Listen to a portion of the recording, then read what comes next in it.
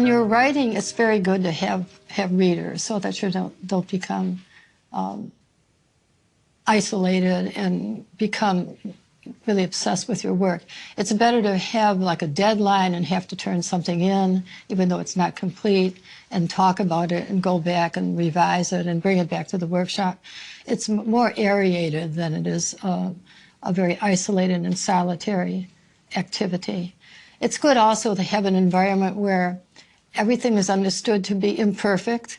It's a workshop. Writing workshop means that it's work in progress and nothing is expected to be perfect. So it's understood that anyone comes into a writing workshop wants criticism and will look forward to it.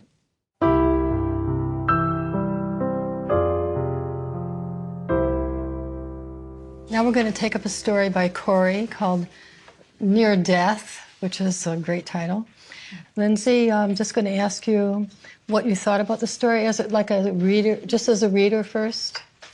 So as a general reader, I really loved it and connected with it. I was telling Corey that I grew up going to youth group. Oh, so, that's great. Yeah, so we had that in common, and I felt like he just did such a generous read of faith communities as well, where he was pretty accurate and true to what the community is like without being kind of critical, which I thought was really well done throughout. And yeah, he just, I thought that the opening and ending of the story were extremely strong and masterful. Like, I love this first line, the injuries themselves weren't serious. The first was a 2-inch, and then we're looking for the second one, and then we're not expecting those pigs to come back. And they do, and the hallucination at the end. And just, it was surprising, but completely satisfying, and came full arc and full circle. Yeah. It's very, sort of a vivid image in a kind of colloquial present to bring something biblical in, apocalyptic. Is somewhat startling, the story from the Old Testament. So we kind of wonder, I think, what that's going to do, and then it comes back later. Yeah, and I think he just does a good job of showing how this youth pastor has these Bible stories kind of interweaved with his psychology. Yes. He kind of keeps returning to them and thinking about them, even in that first paragraph about lapping the water straight from the source or cupping it to your mouth. Just like little details that he picks up on. Then when they talk about that a little later, there's this exchange, like on page 5. Then there's the story of the pigs. The story always disturbed me, the idea of a soul without a frame, those angry, desperate demons darting around seeking something to inhabit. It means this space inside our bodies and room for more than just our own souls. And then Leah says, but you can't possibly believe that. She's laughing and she says, demon pigs, it's silly. And then the narrator says, I don't think my belief has anything to do with it, which is kind of an unexpected remark. And it's from a perspective that the reader would find a little bit, dramatic and unusual. Okay, what else about the prose? Yeah, I think he also just did a really good job with, looking at this idea of this person who really believes in infinity and the eternal, and how he would then feel about his body. And I think it's interesting because, of course, there's a rule of workshop that you're never supposed to write a dream, right? Like we have, write a dream. Yeah, write a dream, lose a reader. But is that it? Write a dream, lose a reader. I think, that was the feedback. But great. I felt so engaged and present in these hallucinations that were brought on by him injuring himself with the falls and in the shower, that I was really surprised by, because I would expect to be pushed out of the story, but they very much felt like the heart of the story, or almost the most tangible thing that you would grab onto and think about throughout the piece. So I thought that was really interesting that it was flipped for me. I didn't really think of them as dreams. I'm not sure. Oh, yeah. I'm not sure that I gave a name to them necessarily. Like visions. More like visions. Yeah. A near-death experience, the title of the story is Near Death, so is there such a thing as a near-death experience that's authentic? And could it be something like this? And therefore, is it maybe a higher experience than ordinary life and higher than a dream? A dream is sort of a wisp, and a dream is not that significant. We have 400 dreams a month, let's say, or more, whereas this is sort of like a vision. It's kind of unusual. And I thought that was really a novel idea to write a story about. It's a story that's about something that we haven't encountered before.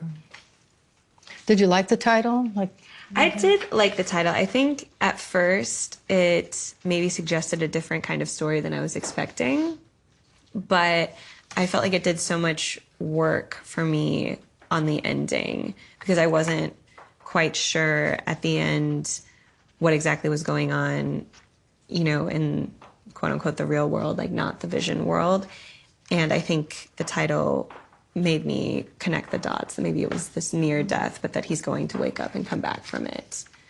So I thought it was working. What do you think about using a therapist? So I actually, I liked it at first, but on second read, I feel like I loved that there was this adult who was only surrounded by teenagers and only surrounded by people younger than him. And I almost felt like it would do more for the story for him to have no adult outlet to talk to, even though I think a therapist does a lot of work in letting us get into someone's interiority and their motivations and see what he's going through. And I'm a little bit less worried about him since he's seeing a therapist, because I was definitely worried about him throughout. But I almost want him just to be surrounded by kids. Like Leah could maybe step in as the therapist. I thought that was more of a convention, going to a therapist. Like people who are telling a story and that they're actually in a prison cell, or they're talking to a psychiatrist, or to a minister as they're about to be hanged or something. It's sort of like a convention, maybe. And then the therapist doesn't really have enough to do. But the situation is that this therapist belongs to the church, and so he's free. And so that's sort of a little bit of an irony, sort of undercuts his value. And I like the idea that he's got this bald head and a ponytail and back, and he harkens back to the counterculture in some world, that was idealistic. The church is slightly left of center. I thought that was good. Maybe he feels he should see the therapist, but he's not going to tell the truth to the therapist, or he hides himself from the therapist. Having the therapist somebody to whom he tells exactly what happened to him seems to make it less dramatic. Don't you all feel that if you went to a therapist, you would definitely not tell them the truth? Like you'd be making some story about yourself that makes you more interesting, or less obviously insane. And he's obviously pretty strange. So maybe that if you want the therapist, and the idea of the man with the ponytail, he could be somebody who is not exactly a real therapist, but more like the person to whom somebody goes who's not exactly a real licensed therapist. I mean, he's not a real therapist, is he? Or is he? I thought does he have a degree? Yeah, it seemed like he had a degree, but that he has a real degree. He was still associated with the church, which I found interesting. So on first read, I thought it was like a church counseling thing where he was going to see like a lay pastor or something like that, versus an official therapy. Well, I think if you wanted him to see a therapist, it might be better to have him see a therapist who has an ideology very different from his own. Like when this therapist he said that Christ had prepared the way for us and so forth. As soon as the therapist said that, there seems to be no difference between him and the therapist. Like if he went to a secular therapist or somebody that the state or the county services provides some free counseling, so maybe he went once or twice and then he never went back, that might be more interesting because he's coming from this really insular, are these evangelical Christians sort of coming from their world into a secular world would be much more dramatic. Well, on page 5, which you had mentioned, page 5, Tim puts his glasses on and looked into my eyes. So it's like a dramatic moment. He says, besides, as far as I can tell, the point of the story isn't the man on the road, even the demon. It's about names, he said, and then turned and left the room.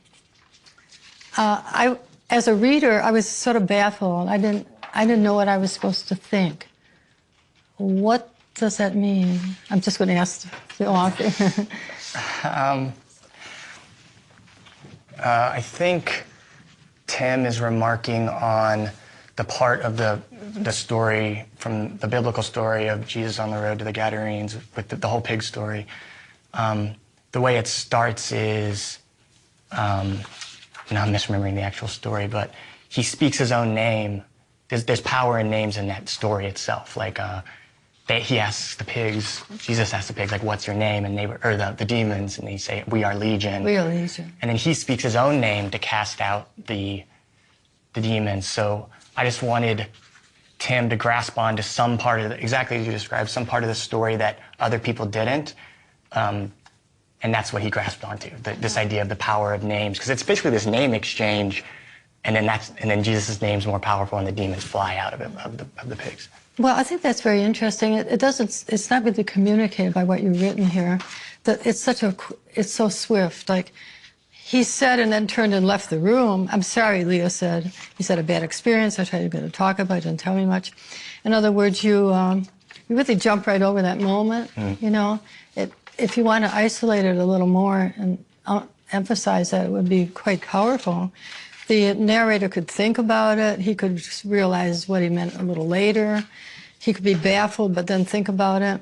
But when you have Leah talking immediately, she said, I'm sorry. I tried to get him to talk about it. Then she reached out, put her hand on my knee. That is so soon. You know, that could almost be another scene all by itself. So it becomes anticlimactic. Sometimes a story is like a little ride on a bicycle or in a vehicle, you know, and you don't want to go too fast. Like your bicycle is really going fast, and people are saying, whoa, what? Wait, we didn't see that, but you're already on the next hill, you know, and you're sort of moving along. Because the next theme is this, her touching him, and that's like another theme, and that's in itself startling and unexpected. Leah, I said, I put my hand over hers for a moment. We have to go, and next week, and so forth. Now, that could just be a little scene by itself, but not run in together with what comes before, or make it just a longer scene.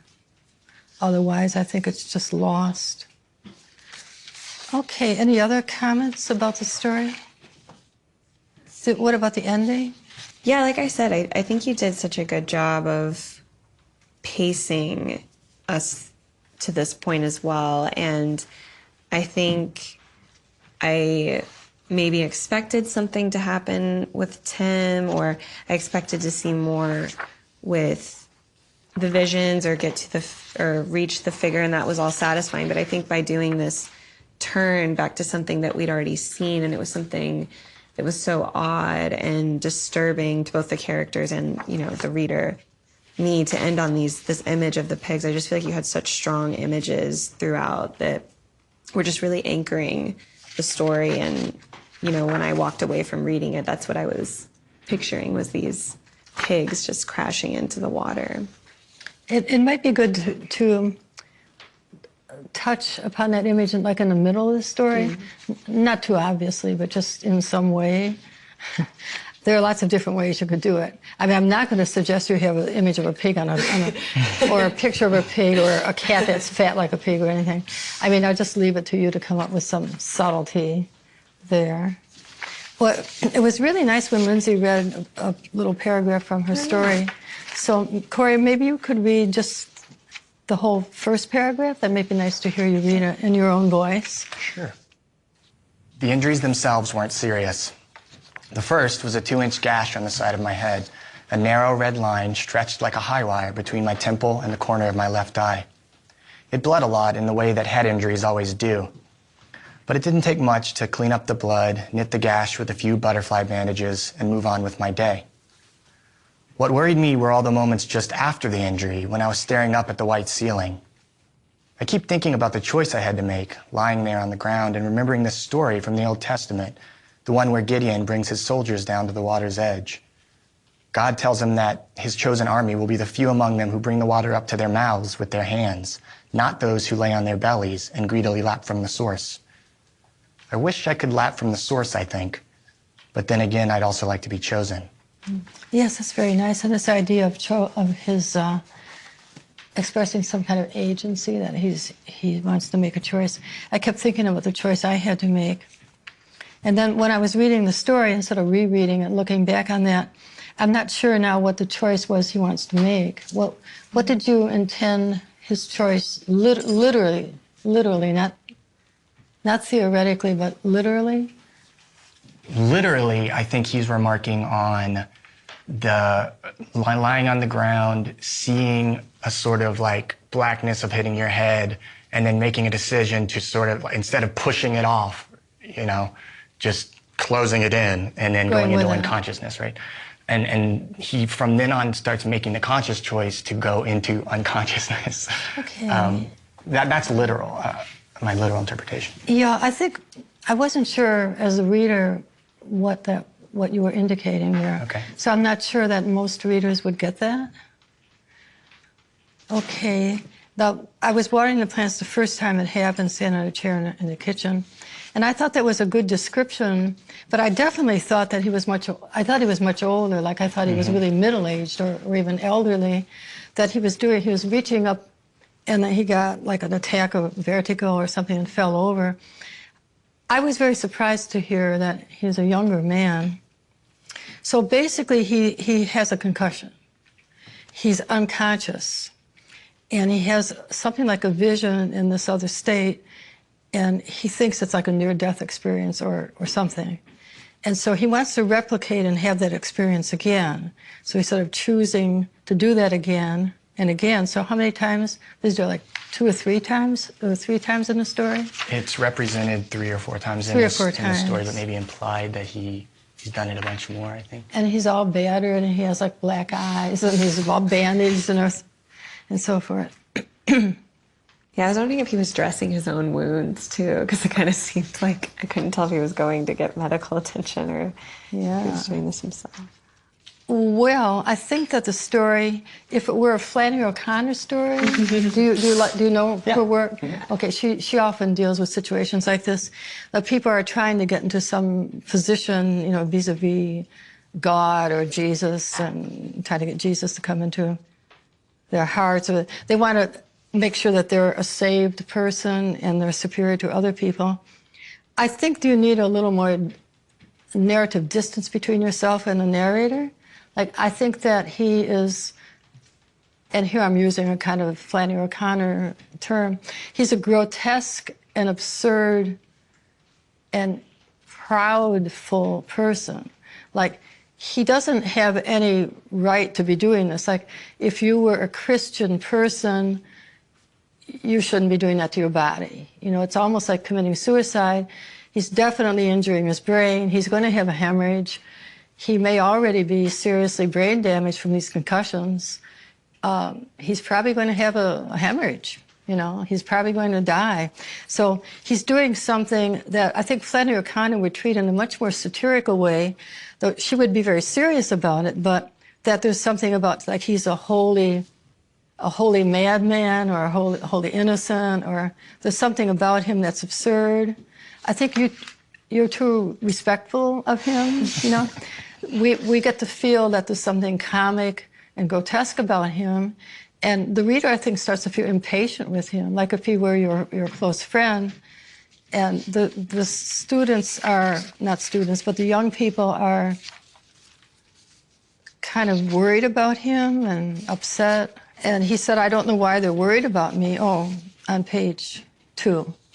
The kids in my youth group were a little freaked out by the bandages on my head. Huge purple bruise, I could see it in her eyes. Leah seemed concerned. She worried about me, of all the relationships, and so forth.